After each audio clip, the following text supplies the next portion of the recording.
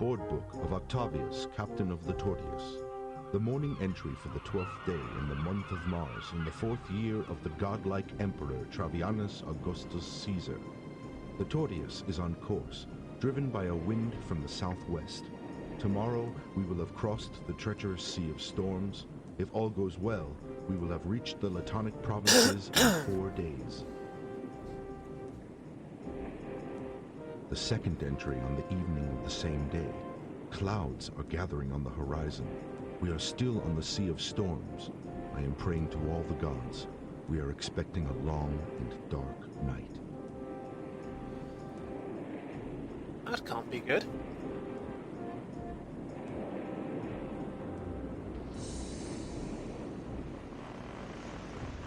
The morning entry for the 18th day in the month of Mars. The storm pounced upon us like a predator in the night, and I had to throw out the drag anchor. For 4 terrible nights, the wind drove us deep into the darkness. The lookout was the first to notice the danger when a lightning bolt illuminated the fatally close rocks.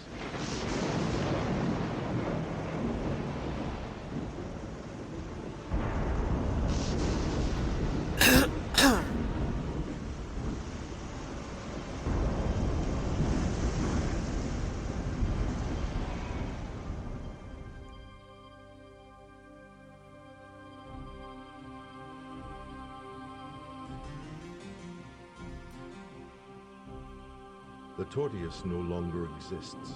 What remains of my trusty ship is now driftwood, sandy coastal bank of this unknown island. The stars tell me that we are nowhere near the familiar trading routes.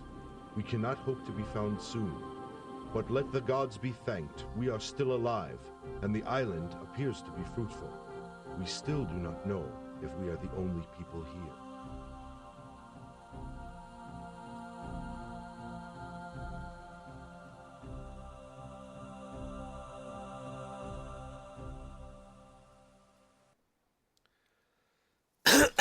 Well, that was a very long intro sequence, and I apologize for the resolution here.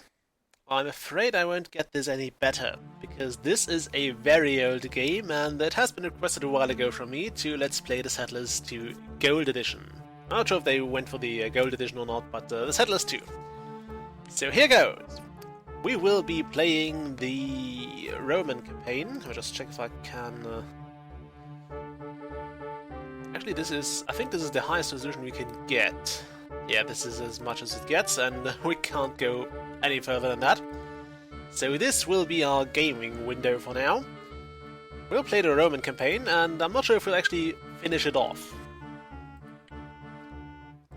I haven't actually played the memory serves, but we'll play with from the first mission. So we'll play that chapter. Off we go! That's actually a game I've played in the past, but never really that much. Okay, so Diary of Octavius. This is how all the story is dumped on you, by the way. 4th day of the shipwreck. Yesterday, all the survivors met in order to discuss the situation. Because there is no prospect of an early rescue, we decided to settle on this foreign island.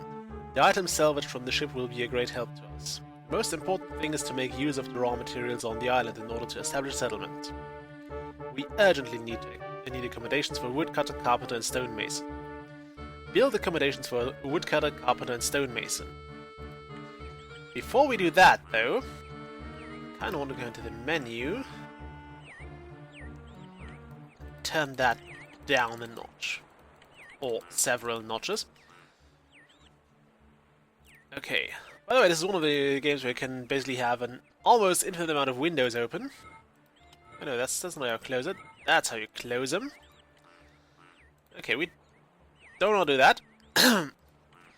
Okay, so now... How did you scroll? Oh, right. Right mouse button to scroll and left to basically select the place.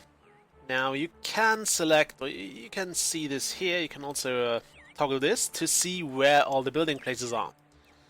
Note that this will change, so if we, for example, start mining those rocks, which we shall now, so we'll be able to quarry... Do I right here. You see this building place has vanished. All buildings will also require this place for a flagpole next to them. From here we can actually start building a road, which will also reduce the amount of available building spaces nearby. And once we have this connected, we will have this fine young fellow here move out and, well, get to work. Also place another flag there just to be safe, because things will be transported, as you can see here, from one flag to another. So these guys will carry stuff out of the headquarters here, and we'll drop it at the next flag. And this guy is the carrier for this... Oh, no, he's not. We should get a carrier for this soon. No, he is. He just decided to inspect his route first. So he'll pick things up and carry it from this flag to the next flag, and then he'll go and repeat. If there's something here, he'll pick that up too, and this is how goods are transported in the world of the Settlers 2. Okay, enough of that. So once this has been fully done, I should really get used to this, these controls again. Once this has been placed, we can actually start building. What do we want to place? To start building. All right, a woodcutter and a sawmill. So we want a woodcutter here. You can also just click on that, and it will usually give you the shortest possible street or road to that. Sometimes that seems kind of buggy though, so don't rely on it too heavily. Also, something I should probably point out, although you probably have guessed it by now, the size of this building here is the size of building you can build. Of course, I can build a small building here, but I can also build a house here. So this is a hut. I don't get treated for that. So this is a house. We can build a sawmill. And this is for the huge buildings, which we don't have available to us yet. This is the game's way of railroading us to, well, basically not waste all our resources on buildings that won't do us any good. So we'll build a sawmill right here. Build this, and now we sadly have to wait. There's no way around that. We will have to wait because things have to be built before the story progresses. This is kind of a tutorial level, so you really can't do much else, and I could be I could have tried to faff about for several minutes, but I don't think there would be much of a point in that, so I decided not to. Also, as we deforest the place, we will, of course, open up more building spaces as well. There are ways to reforest the place, and you generally want to do that, by the way. So, you do want to have at least a bit of sustainability going on, so you don't have to move your woodcutter every few minutes. I think the general rule is you can... I think we'll actually build a forester here too, on this first level. So what will happen is you can buy a forester, or build a forester rather, and he will plant trees which grow quite fast, so don't worry about that. And I think one forester can keep 2 woodcutters in business. Also, this is the headquarters. It has several pages here. This is our storage menu. This is all the things you can make or produce. You can decide to stop storage here, which means the headquarters will not accept anything. You can throw everything out, which will try to get things moved into other storage houses or similar buildings. And you can select everything, so I could, for example, select certain items and expel those from the thing. I don't think there's actually a capacity, or there's a limit on that, so you can pretty much store infinite amounts of things. Okay, this is the second page. You get helpers who I think replenish over time. Those are your more specialized professions. Many of those actually require a tool. I don't think the forester requires a tool, but yeah, many others will do. For example, the farmer requires a scythe. Actually, those probably don't require anything either. The miller also won't require anything, so those can pretty much be formed as the need arises. And then you have your donkeys here. If a road has been used, I think 50 or 100 times, it will be upgraded. So the flag will be, I think it will get a golden border, and there will be a donkey on this, only on a section of road though, and it will basically it will double the transport capacity of that road. This is the reserve. This is the amount of military we want to keep in the headquarters, because obviously if the headquarters fall, we are doomed. And now we're back on page 1. So we can close this. There are also a lot of settings we can change. For example, we have tools, which you have to make. Those are all the tools you can make.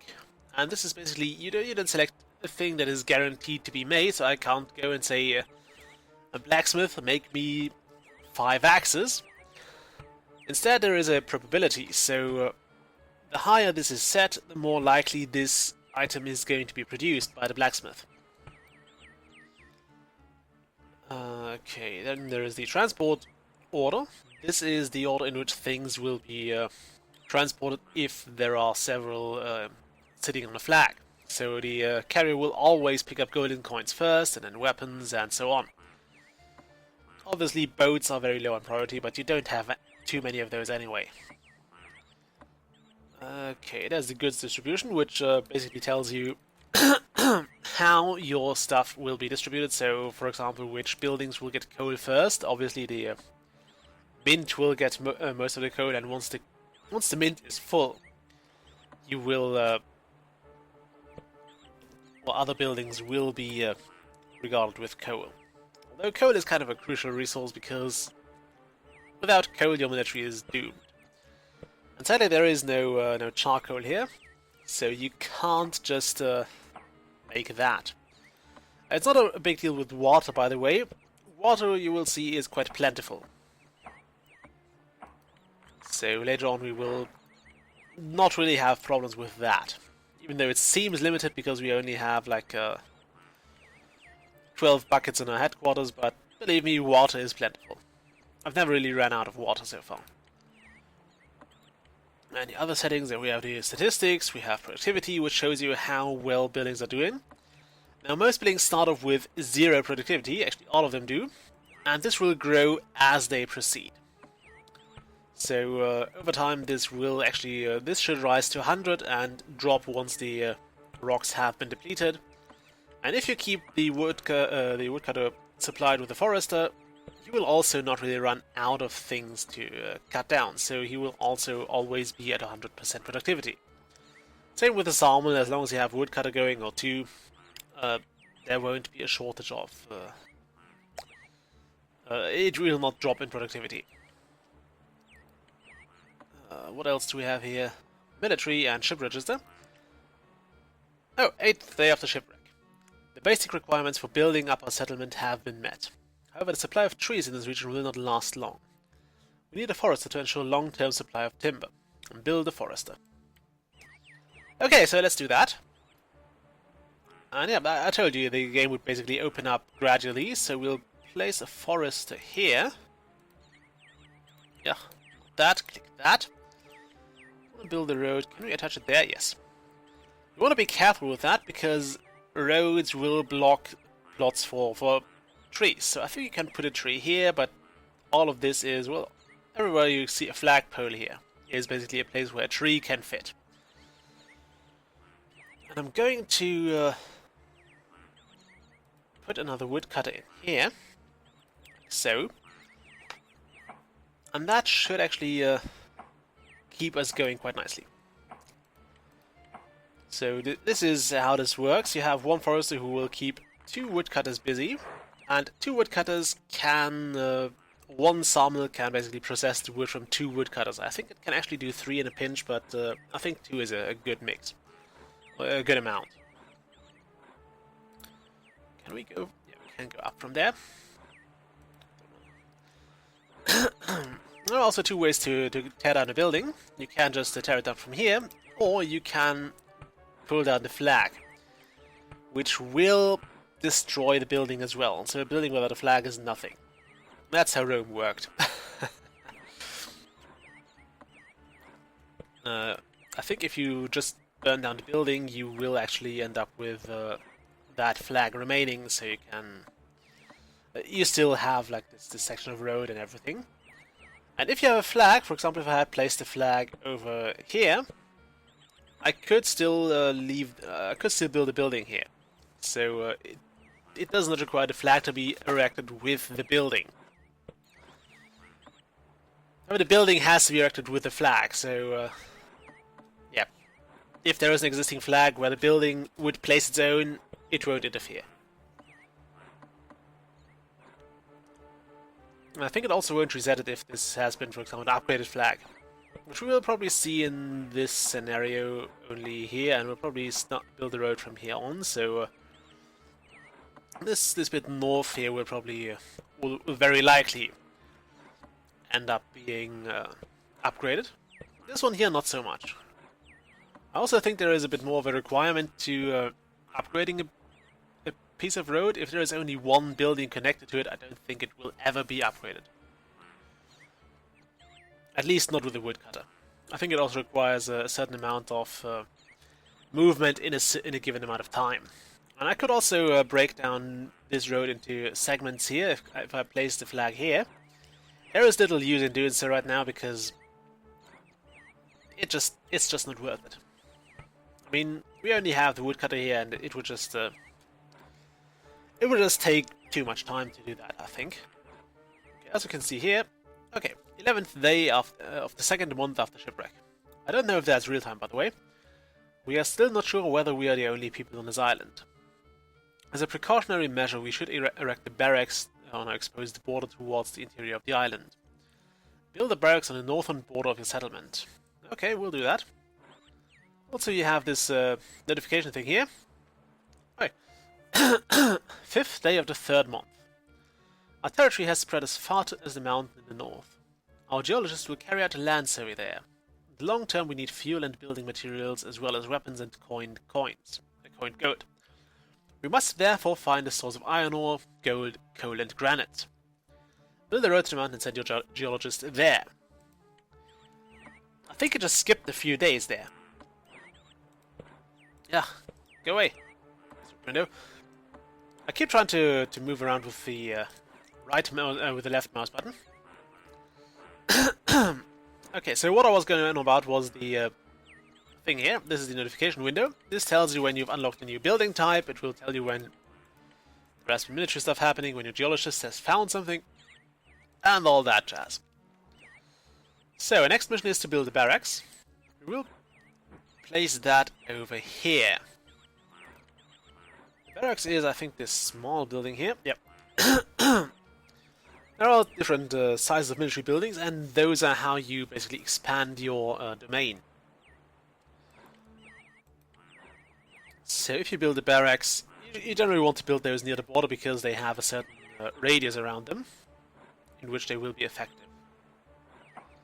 I'll have to destroy one of those big building spots, but I think it's worth it. Okay, we'll probably want the flag over here. I would have put it here, but I think it looks nicer here. Okay, so we essentially have a sustainable economy right now. It's not completely perfect though, because as you can see, we can run out of stone. It will eventually happen. Those things are not infinite. However, it has quite a lot of stone in it, so we shouldn't worry too much about it. We can worry once it's down to like one or two of those small piles here, then we are getting close to the rock running out. But until then, we should probably have left the island.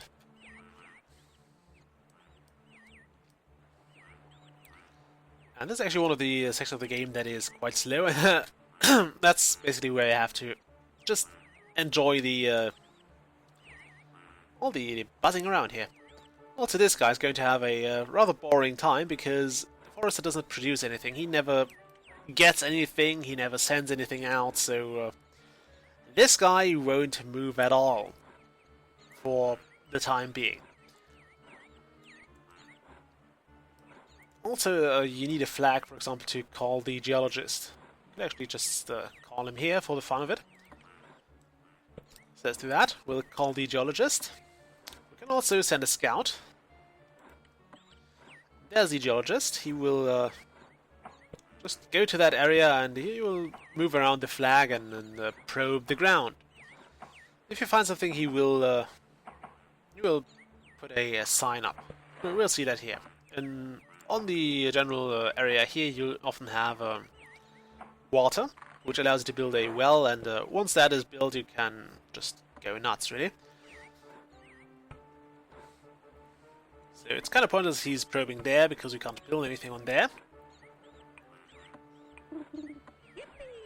But he has found a spring. Our geologist has found a spring. We are now able to supply fresh water to our settlement. Hooray! So, well, if he has found one, chances are there will be another. So, that's kinda neat.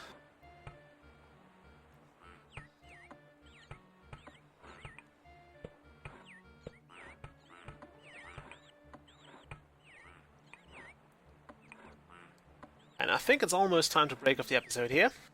So, next time we'll try to get off this island. Also, let me just check that. We haven't probed here yet. We can now build a well, and we have found water. We can, of course, also move towards that event, if it is an event that warrants panning to it. But more of this next time. Till then, bye!